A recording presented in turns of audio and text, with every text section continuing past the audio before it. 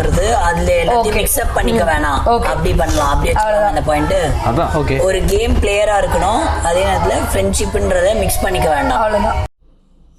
Big பாஸில் free டைமில் அங்கங்கே எல்லாம் குரூப்பாக உட்காந்து பேசிகிட்டு இருக்காங்க. அப்போ கோவா கேங் வந்து ஒரு 5 பேர், என்னன்னா Jeffrey, Ryan, Jacqueline, Soundarya and புதுசாக சேர்ந்த மங்களம் மேனேஜர் ரஞ்சித், இவங்க 5 பேரும் உட்காந்து பேசிக்கிட்டு இருக்காங்க. என்னென்னா நமக்குள்ளே 5 ரூல் வைப்போம் அப்படின்னு. படுக்கிறதுக்கு முன்னாடி எல்லோரும் வந்து ஒரு பாட்டு பாடிட்டு எல்லோரும் வந்து ஒரு ஹக் பண்ணிட்டு தான் படுக்கணும்.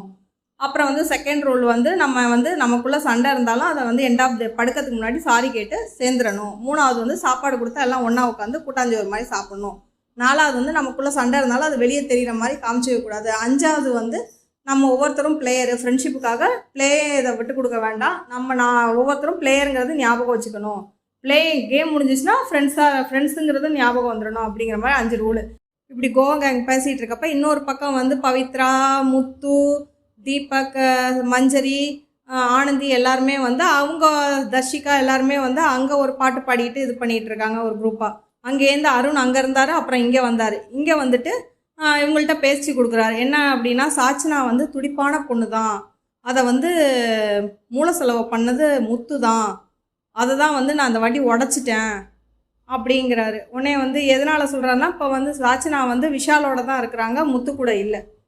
முத்து கூட அவ்வளோவா பார்க்க முடியறதில்ல. நம்ம சீன்ஸ்லலாம் எல்லாமே வந்து விஷாலோட தான் அவங்க போயிட்டு வந்துக்கிட்டு இருக்காங்க. இது மாதிரி நான் அதனால தான் உடச்சேன். அப்போ ஜாக்லின் சொல்கிறாங்க, முத்து வந்து சாச்சனா கிட்ட போகல, சாச்சனா தான் முத்துக்கிட்ட போயிருக்கு அப்படின்னு அவங்க சொல்கிறாங்க. இவங்க இன்னொரு சௌந்தர்யா என்ன சொல்கிறாங்க, ஆனந்தி தான் சாச்சனா மூளையை கழுவுற மாதிரி இருக்கலாமா கழுவுறாங்க அப்படின்னு சௌந்தர்யா சொல்லவும் அருணுக்கு நோஸ்கட் ஆகிடுச்சு.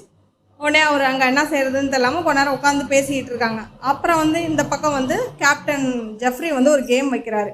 ஃப்ரீயாக இருக்கனால சோலோவாகவும் பாட்டு பாடலாம், குரூப்பாகவும் பாட்டு பாடலாம் அப்படிங்கிற மாதிரி. உடனே வந்து கோவா கேங் வந்து பாட்டு பாடுறாங்க, அதில் அருணும் இருக்கார். அவங்க உடனே ஒரு பாட்டு பாடிட்டு இருக்காங்க. அப்போ வந்து தீபக் வந்து குரூப்பில் டூப்பு வெளியே வாடா அப்படிங்கிறார். யாரை சொல்கிறான்னு பார்த்தா அருணை. நீ டூப்பில் தாண்டா இருக்க, வாடா வெளியே அப்படிங்கிறாங்க. உடனே சத்யா டப்புக்கு டப்பா வெளியே வாடா அப்படிங்கிறாங்க.